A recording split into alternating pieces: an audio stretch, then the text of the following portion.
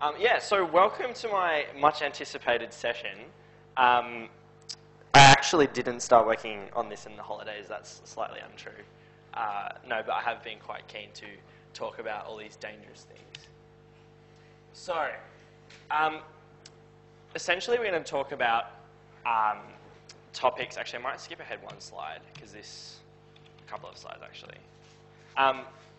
So many of you will be familiar with some of these debates, such as banning eating contests, legalising sadomasochism, or incest. Now, these are all things that are generally quite taboo in society, involve a lot of danger participating in them, but also things that many people derive a lot of pleasure from throughout their lives. So essentially, what we're going to be discussing today is to what extent does the state have a role in regulating those activities? To what extent should they be allowed?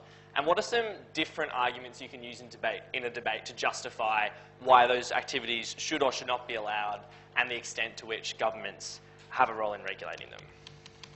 So to broadly outline what I'm going to be talking about today, firstly talking about the distinction between direct and indirect harm that can relate from these activities. So the notion of direct relates to harm to participants who have consented to being in those activities, and indirect is a harm that occurs more broadly to the rest of society and people who haven't consented to being in those activities. We'll also examine the nature of consent, what role the state should play, as I've already mentioned, and also what's the best way to characterise participants who are involved in those activities, and why is it important to do that in the context of on these debates and to win these debates.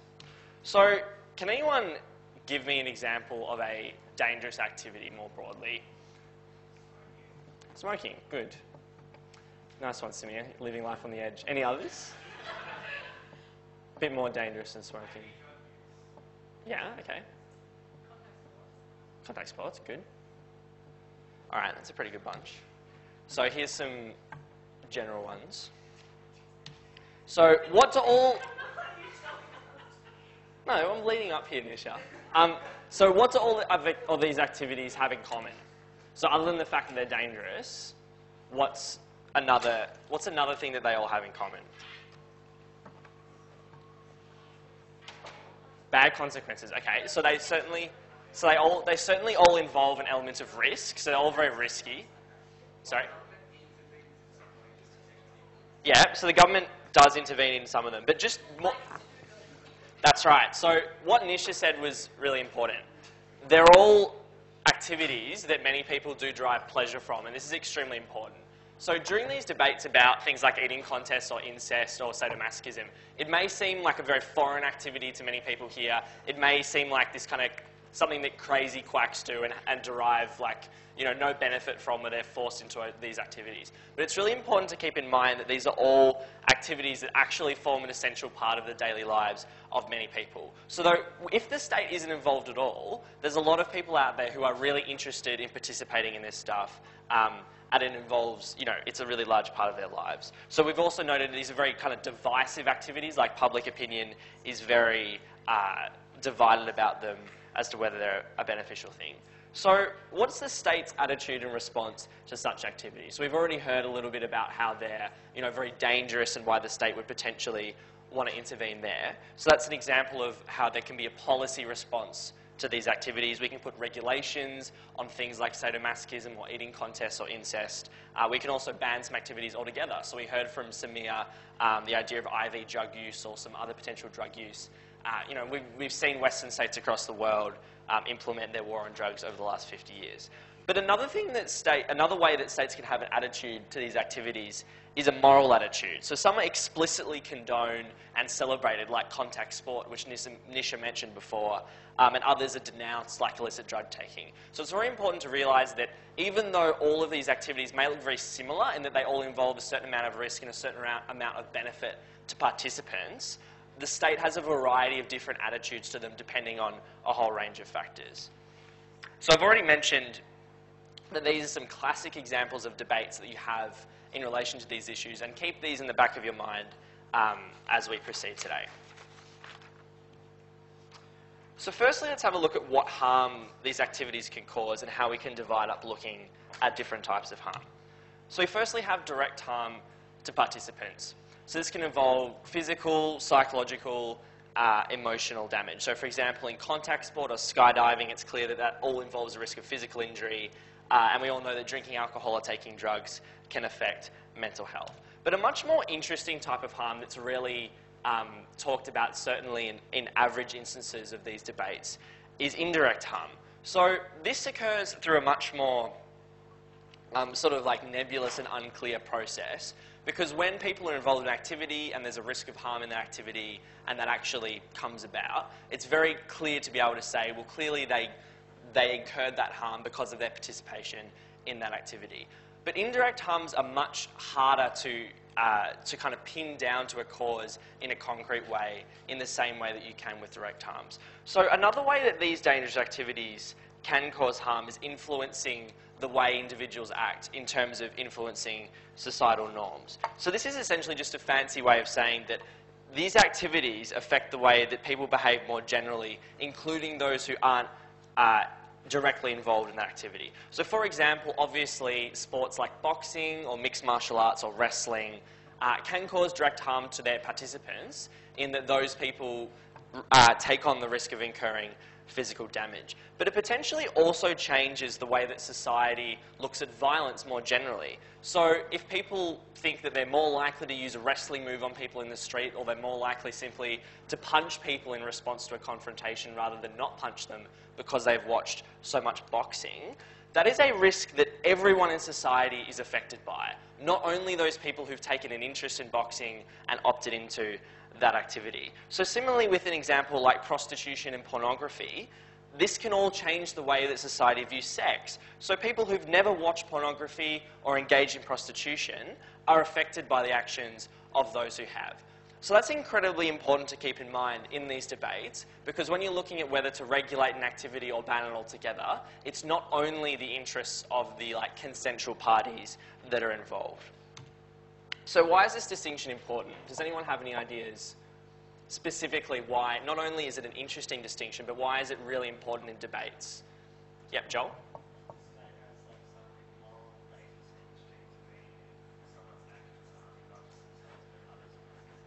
Yeah, exactly.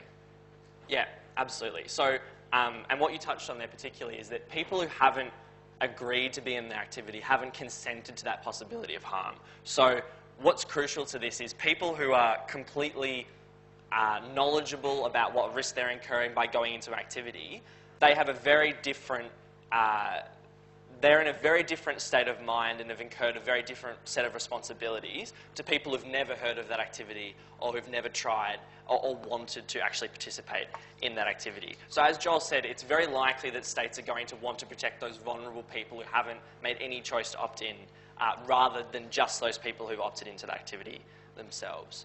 So that's why I want to look at consent in a little bit more detail. So why is it important in debates about dangerous activities? So we've already spoken a little bit about how when people haven't consented to being involved in activity, how that can be harmful. But let's also talk about the flip side. So if someone is engaging in activity, for example, like sadomasochistic sex, to all of us, it may seem very clear that someone is clearly incurring a really concrete harm, like they're being flogged. Yep, so just in case anyone doesn't know, so essentially sadomasochism is someone, either Google it or you can listen to my awkward exclamation. It's basically just someone being harmed physically for sexual pleasure for both partners. So if you, it looks to all of us, or to some of us maybe, it's very clear that people are incurring a direct, what we would call a direct physical harm. They've got a really, their body is dysfunctional because of all the injuries they have from that activity. But if someone has freely and willingly gone to that group of people and said, I'm willing to incur that harm and trade that off against the pleasure that you'll get from being involved in that activity, that injury can't be considered a harm. So if you can establish full consent in a debate, you can brush aside all of that rhetorical analysis about people being, flogged to death by these type of activities, or any of that other analysis about people taking drugs having health problems, or people smoking or drinking alcohol having health problems, if people have knowingly gone into that activity understanding the risks. Because this is essentially, we all undertake risks to some extent when we engage in any pleasurable activity in our daily lives. So then secondly, we've already spoken about this a little bit, but everyone acknowledges, even like the most strident libertarian, will acknowledge that the harm involved in being forced into an activity against your will is really large. So even people who are willing to let the state completely run free will perhaps acknowledge that it's not a good idea to not regulate consent at all in relation to some of these activities. So let's talk briefly about some factors that affect consent. So this can be used not only in debates about particularly dangerous activities that the state may want to regulate, but in any debate more broadly where the issue of consent comes up, which is actually quite often. So the first factor which is important is freedom of information. So this broadly relates, sorry, I'll just get my notes. So this broadly relates to how easy is it for people to get information about the activity that they want to participate in, how easy is it for particular people to understand exactly what that activity involves, and also, is there a particular party involved in the exchange of pleasure and pain that has more information than the other party? So for example, perhaps someone engaging in sadomasochistic sex, let's say that that information about sadomasochistic sex is very freely open to everyone. Like everyone can research on the internet what that involves. Usually, you know, there's a very wide social norm about safe words involved in those sort of activities. And similarly with the thing like eating contests, they're very highly publicised and highly regulated. But on the flip side, if you look at something like incest, perhaps in relation to those activities, there's a certain party to that transaction, namely perhaps the younger party in that transaction if it involves an older and a younger party, who is far less likely to be able to get that information or even have that information in the first place about what that sexual relationship will involve and all the consequences of that. So that relates to this second idea of balance of power. It's really important to analyse, is there a particular party who is less powerful? Is a party who is going to get a benefit out of the transaction the more powerful one? And is there a particular pressure on that consenting party? It's really important to look at what do you win or lose by opting in or out? And are the consequences of trying to opt out of that situation so bad that effectively the pressure is so overwhelming on that person that they don't consent? So it's important here, I was going to say this at the beginning of the slide, but it's also relevant here. People in relation to debates about consent will often use the term consent is vitiated. Essentially, this is just a fancy word used by law students that basically means like reduce the validity of something. So something is made less real if it is vitiated. So people will often use the term consent is vitiated because of X, Y, and Z.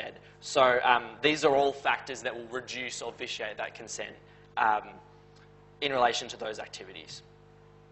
So thirdly, it's important to look at the ability to opt out. So if you're looking at a situation like a family, where a family member is asking another family member to do something, it's very difficult to say to that person that you don't want to engage in that activity. And likewise, if you're in a very tight-knit community, consent may also be compromised because of all of the pressures on that person staying into that community and maintaining relationships with everyone in that community.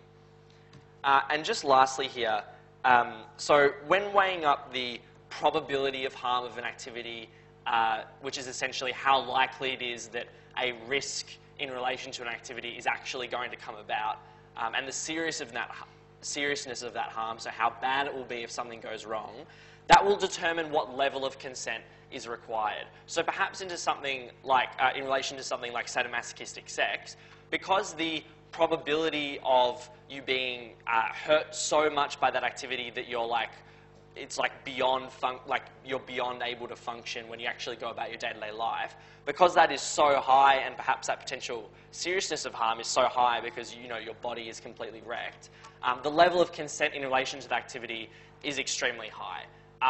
Whereas perhaps something benign like just getting into someone's car and assuming that risk of going home in the car with them and potentially being an accident, because the probability and seriousness of that harm is much lower, perhaps the level of consent needed is lower. So it's therefore important in debates to be able to make the distinction about where the bar should be set for consent, how much information do you need from that person about how willing they are to engage in that activity.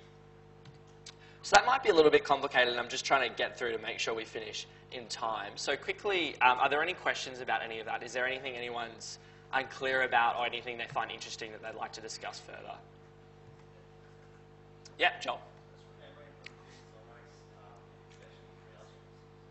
Yeah.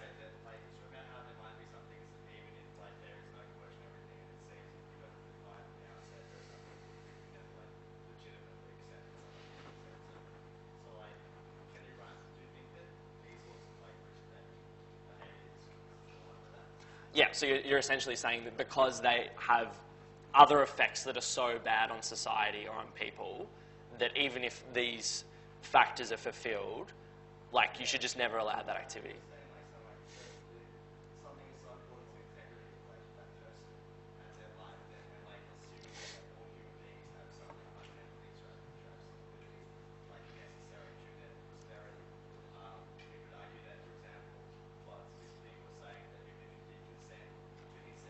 Yeah.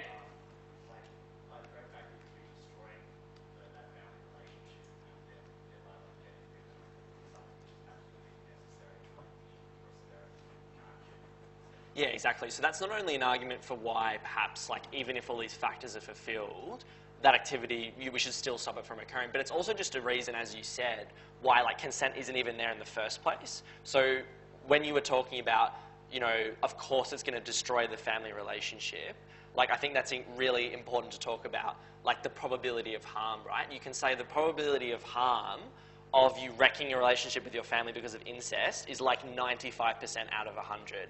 And because it's so high, we can never reach enough of a level of consent. So, yeah, absolutely. And I mean, that's like a very sort of rhetorical thing to do in the context of a debate, to say that, you know, you can never possibly consent to this. But all of those arguments will have reference broadly to these kind of factors that you're talking about information and pressure on people. Yeah, but good question. All right, well, we'll move on. So this is... yeah, this is the kind of crux and the meat of my presentation today. So we've spoken about some acts that individuals and actions that individuals want to engage in. We've spoken about some regulation that the state can impose. Let's now talk about what line should the state draw when deciding which of these dangerous activities to regulate and which of them to leave alone.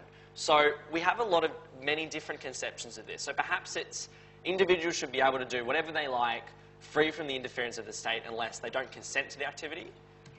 Maybe you could go further and say the state should intervene when that activity results in harm. Maybe you could even go further and say when an activity is simply contrary to public morality, but it may not even involve harm to people. Is there something in front of the... Oh, sorry. That's all right, thanks, Keith. I think we're going to have to regulate Keith in a minute. But so perhaps that activity is contrary to public morality, or merely the state has decided the activity is not desirable. So we're going to talk about each of these in turn, but you might be able to see how each of these is a further extension of the influence that the state has. The first one's pretty minimal. It's only regulating things to ensure that people consent to them, but other than that, you're allowed to do whatever you like.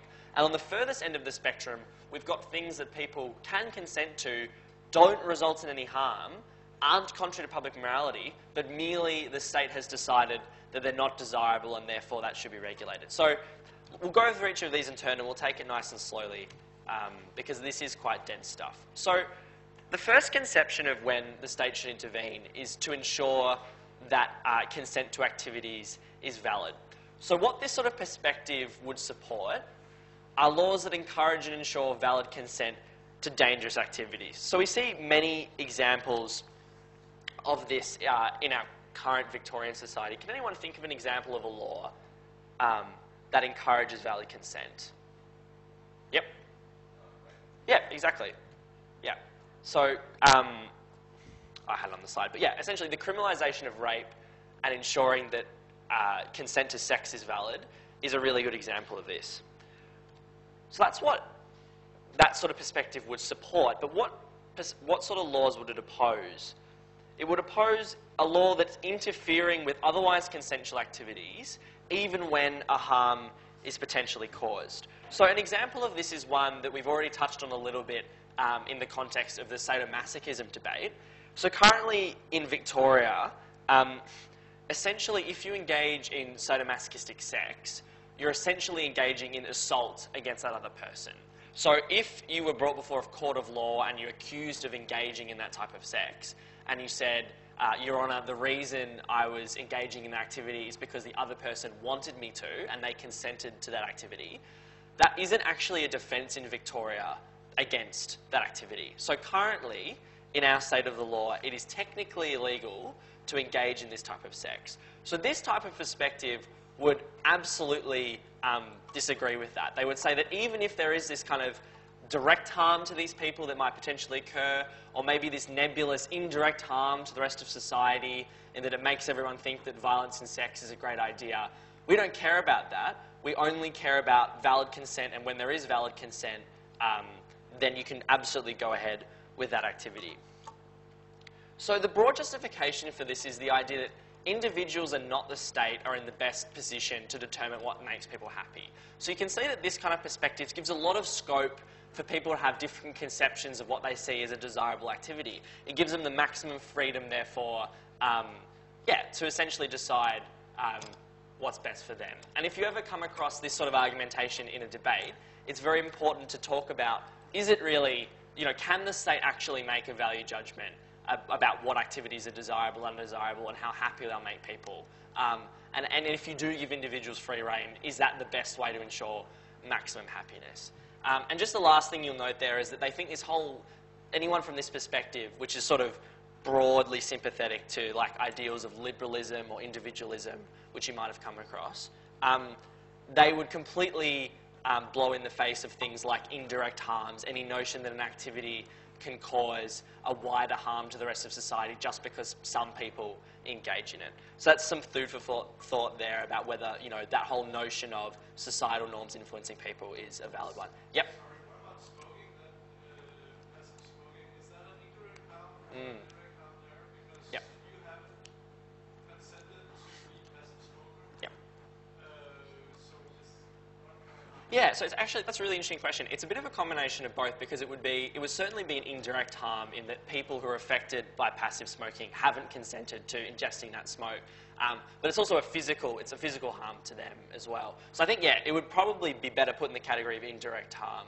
And it's probably one that this perspective would acknowledge would be somewhat of a problem. People who are physically affected by something they didn't consent to, that's not a great thing. But certainly the type of indirect harm that this perspective would still think is nebulous is the idea that because smoking is legal, more people want to engage in risk-taking, illicit drug-taking activities because of that. Which you can see is a little bit more, it's harder to pin it directly to the activity and say that the legalisation of smoking has caused people to think in that way. But certainly something like passive smoking, even if you were from this kind of point of view, you would probably still think that that's a harm that the state should try and avoid. All right, moving on to the next perspective. So this is the idea that the state should intervene when activities result in some form of harm, and you should intervene to prevent that harm. So this is a point of view that's been very popular throughout the history of political thought. And there was a very famous thinker that some of you may have studied or heard of called John Stuart Mill, who had three ideas of what the law should do and what the function of the law should be. So he thought that the function of the law was no more than these three things: to defend public order, to prevent the vulnerable, and prevent actual harm. So this argument by John Stuart Mill was very articulately presented, I think it was in the 19th or 18th century, to essentially defend people who were engaging in homosexual activities in their own home when that was at that point illegal under English law. So it was used by many people, I don't think specifically by John Stuart Mill, but in subsequent years to argue for the decriminalisation of homosexuality. So as you can see, this perspective really rests on the discussion of what is actual harm. So perhaps, sadomasochism, assuming consent, in most circumstances perhaps doesn't result in any direct harm, but it's arguable, as we've already discussed, about whether it results in any indirect harm to the society, changing the way that people think about sex. But secondly, let's talk about homosexuality, which is something that was illegal in Victoria until 1981 and is still illegal in 36% of the world. Surely, unless we're Corey Bernardi or someone like that, we would surely think there's no direct harm of homosexuality because people, are freely consenting and agreeing to it. Like when it is freely consented and agreed to, there is no direct harm. But secondly, surely, merely homosexual behaviour happening doesn't spread some form of indirect harm to the rest of society. But there were many people during the period of the 70s and 60s when homosexuality was illegal in Victoria who still stood behind the banning of homosexuality even though they thought that being homosexual and engaging in homosexual activities was not immoral. So what's really interesting here is that there was something that was allowing those people to essentially still stand behind a law which was like wrongly preventing an activity which didn't really cause any harm to anyone, but they still thought that it was something that the state should ban. So that's why this third perspective here, I think, is one of the most interesting that we'll discuss today. So it's the idea that the state should intervene to obstruct activities that are merely contrary to public morality. So there's no issue of consent here. People clearly freely consent to these activities. There's no real harm caused in these activities, but just because they're contrary to public morality, we should be against them. So this is really critical when you're a debate about something that actually seems like it might not be that bad an idea to legalise it. Perhaps something like sadomasochistic sex, where on the balance of things you say, perhaps people can freely consent, perhaps there aren't really that many harms. You can say, even if all those things are true, there's no harms and there's free consent, we should still do something to ban that activity and prevent that activity. So what's the reason for this? Why does this perspective justify such an intrusion of the state? So it's to maintain society's faith in the legal system and the role of the government in their community. So what's really important about this is that when the laws of a community reflect the will of the population, that's something that's going to reinforce trust in government and people's sense of community. And that's really important for the respect that every individual has for the legal system as a whole in relation to two things. So the first thing I have there is voluntary compliance with the law. So we'll all realise that we're never going to have enough police officers to always ensure that we follow every single law that we have in Victoria. But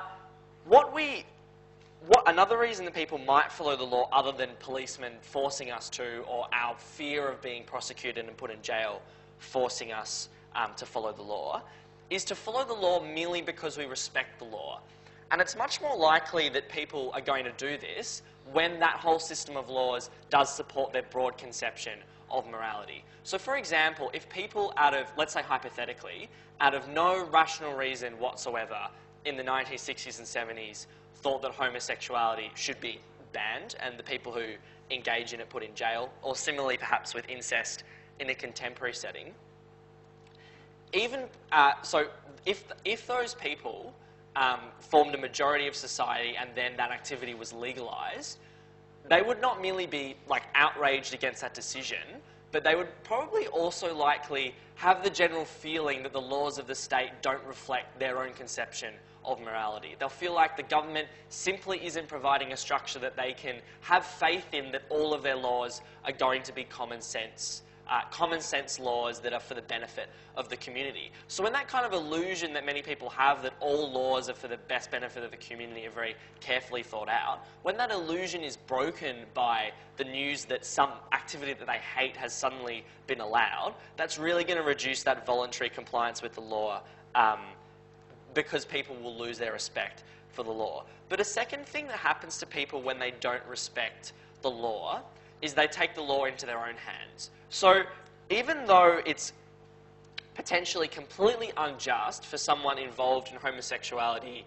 or involved in incest to have any punishment meted out against them at all, if society, 90% of society, thinks that that's a really good idea and something that we should all do, they're going to be a far worse person, for that person who's going to feel that punishment, a far worse actor to deliver out that punishment than the state is going to be. So for example, a vigilante doesn't have all of the skills of someone in the judicial system and metering out a proportionate punishment, or a punishment that has like a high prospect of rehabilitation. Alternatively, these are things that the courts do all the time. You know, they give that sentence saying, you know, how bad is this activity that you've done in light of all factors, and therefore what sentence should you receive. So therefore, it's important to think about here, if you are going to have a situation where this perfectly normal activity is going to be persecuted by the regular population, by vigilantes running into people's homes and burning down their houses, you know, and like completely sacking the streets and bashing them on the streets, is it therefore preferable perhaps to have a system where people are punished for that behaviour, but it is a much more proportionate punishment, you know, as actually meted out by some moderates who are likely to be in the judicial system and the political system. So you can see here that there are perhaps justifications, even if that activity is completely moral and completely harmless, to nevertheless regulate it. And it's certainly a potential even if argument that you can use in debates where, like you say, like even if, you know, there is no harm in the activity at all, we should still regulate it in some way. So are there any questions in relation to that? Some of that's a little bit dense, or anything that's of particular interest. No. We're going to get to the video soon, Sasha, don't worry. Okay, we'll move on.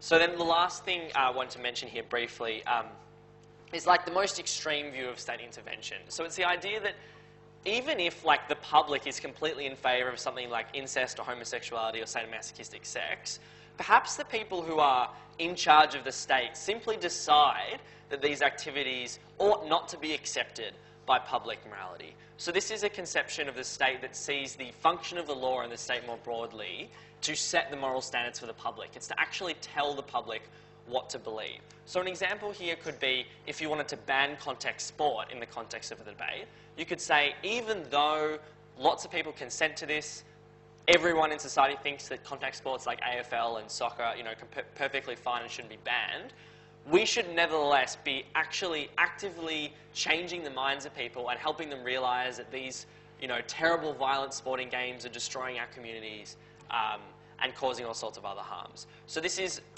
another argument you can make if you're in favour of a really extreme intervention, and you could potentially make a similar argument about something like smoking or taking alcohol, which is considered by the majority of society to be a perfectly legitimate activity.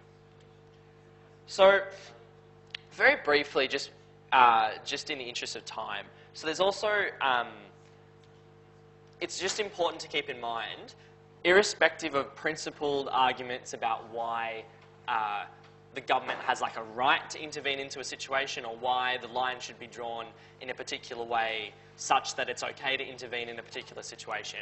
You also need to always look at in these debates the consequence of government intervention. So if your like particular policy initiative won't actually succeed in stamping out the dangerous behaviour or potentially makes it worse, all of that principle analysis completely falls out the window because you're not actually delivering those outcomes that you've said in a principled sense that it's a really good thing to achieve. So a really good example here is perhaps the war on drugs. So even if you've drawn up in a debate about, you know, like we should continue the war on drugs or we should amp up the war on drugs and you're on the affirmative, even if you've already drawn in the debate the principled line about this is definitely something that the government should intervene in and it should set moral standards and we should ban all of these drugs, you really need to continue to justify why that regulation will actually reduce the problem or stop the problem. Because in a debate, for example, about the war on drugs, there are many good arguments perhaps about why that war on drugs has made all of those direct harms and indirect harms that we spoke about earlier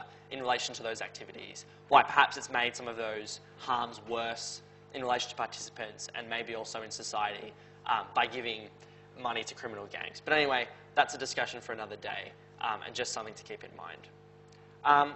So we might move past this actually in the interest of time. I had like a fun activity set up, but we'll get to our videos, which are even more fun. So the last thing I want to talk about is the importance of winning the characterization war in these debates. So what does characterization mean? Again, it's just a fancy word that debaters and often law and arts students more generally use. It just means when you describe the nature or the features of something. So if you think of the word characterization in terms of, its derivative or it's similar to the word character, essentially you're painting a picture of what a particular participant, what features they have, what's the way they behave, what are their incentives in a particular situation. The reason this is incredibly important in these debates about dangerous activities is that it's really likely that people who participate in those activities are going to be characterised in very different ways by both sides, just naturally. So we see in popular media, for example, people who are perhaps addicted to drugs are perceived as lazy and desperate individuals. And similarly, perhaps people who engage in eating contests or something like that are perceived as obese and that sort of thing. But contrary to that, the reality of some of those activities, like for example, eating contests that not a lot of people actually know, is that many people involved in eating contests are really professional, they're actually really fit individuals who work out at the gym every day. So this is some really interesting stuff here that you'll hear a lot of different versions of what the truth is in relation to what these individuals are like and what the nature of their day-to-day lives are. So it's really important to win these kind of assertion wars in debates, because you'll hear all sorts of crap and all sorts of lies about the nature of these activities. So I have, to finish off, some examples of characterization of participants, and I've got 3 different videos, and after each one we can have a quick chat about what we thought the speaker did well in relation to those really important characterizations. So in celebration of Victor Finkel month, here is Victor discussing sadomasochistic sex. I'll just turn the volume up. Oh, a bit too high. Alright, this should work. For most of us, we live in a fantastic society. One that lets us pursue the things that makes us happy. It provides us with the education, the healthcare, the employment, the resources, and the freedoms to choose to do the things that we want and make our lives worth living. But societies that always lag behind when it comes to rights and minorities. We need to make great progress in providing the rights of sexual minorities, such as removing the prohibition against homosexual sex that was on the books at this state for many a year. But there are still minorities that suffer the discrimination against them that denies them the sexual fulfillment that is so essential to their pursuit of happiness in life. We believe that sadomasochism should not be a crime. Sadomasochism should be allowed in all its forms when practiced between consenting adults. We think that should be the test that the state applies when dealing with sexual relations between adults. Between adults who both consent to acts that they perform against or upon each other, that should be fine, and that should be allowed. And in fact, we think that the state has mechanisms in which to enforce cases when that doesn't happen. We look at the way in which we regulate sex of any nature, that there is such a thing as consensual and unconsensual sex between adults. That's the difference between happy times and rape. To be able to make that distinction. And sure, it's a difficult line to draw, but it's one we do and can do, and it's one that we should apply here in order to allow people maximum fulfillment of their own sexual desire. Okay. So, what did that speaker do well?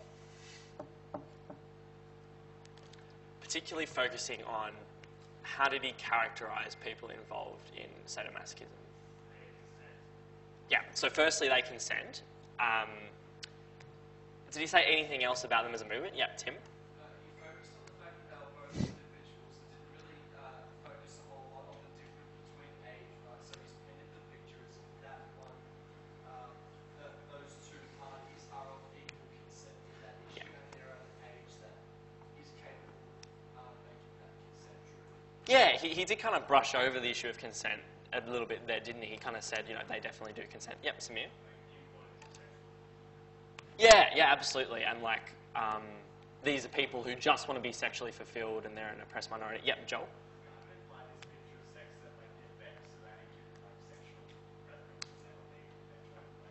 Yeah. Yeah, absolutely. Like the nation of closed sex. Yep, lastly, Nathan. Yeah, he made the analogy between homosexuals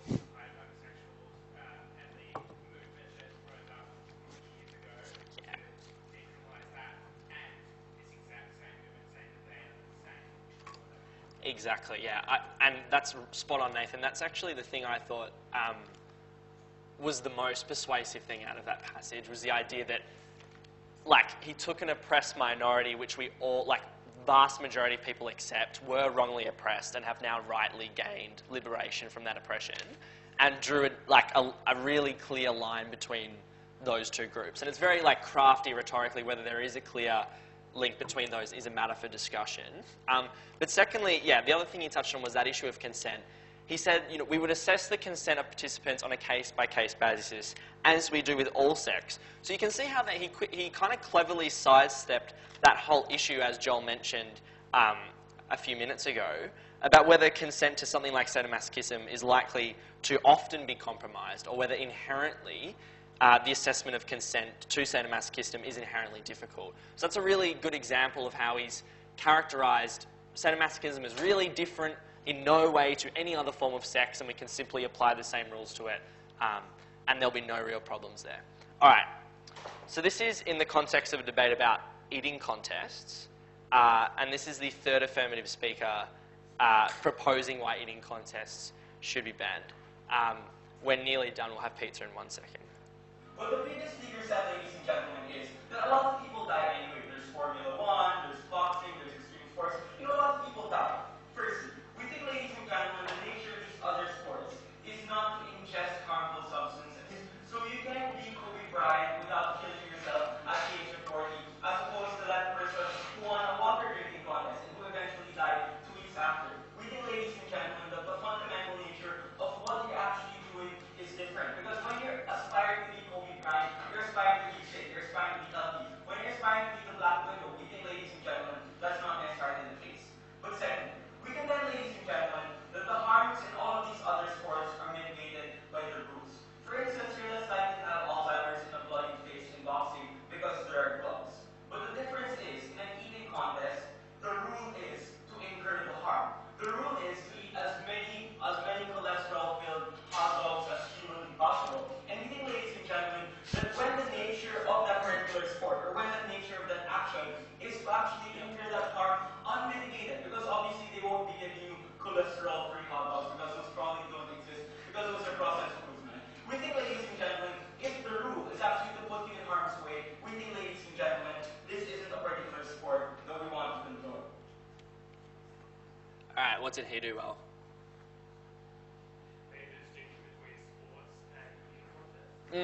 Yeah, so he certainly tried to, like, make you think that they're completely different and nothing like professional. Yep.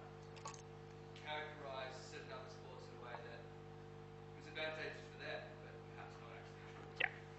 Well, yeah. The prime example being saying that you're less likely to get head injuries in boxing if they're wearing gloves, when more people have died in the 300 years after the invention of gloves than had died in 1,000 years before. Yeah, all right, sporting hero Liam coming in with his 2 cents. Like, yeah, it's certainly true that some of this stuff in many of these clips is, like, stretching the facts. But I still think he nevertheless did a pretty good job at, like, convincing us that maybe this is something beyond the pale, not similar to Kobe Bryant. Did someone up there have something? I feel like he made a sort of very small platform is like has to develop something which is that sports don't give you pathway necessarily. Yeah. So if that's knocked out, Yeah, absolutely. I mean, I think, yeah, the point he was trying to make is, like, in basketball, the rule isn't, like, to get injured or to get fouled. Whereas in eating contests, the rule is, like, who can, like, make their stomach nearly burst, you know, and then that's, like, definitely going to harm you. And obviously, we're actually going to watch another clip of a response to this, which is as the last clip. But yeah, it is kind of like, it is a little bit tenuous, that logic, but it's interesting how he phrased it in a way to say the rule of the contest is to incur harm. Even though that might be stretching the facts a little bit, it's quite interesting. in fairness, he was also saying the ambition was to become more fit. So the ambition was to be healthy, not the ambition Yeah. was to Yeah, like eat hot dogs. was just like Yeah, absolutely. And yep, Joel.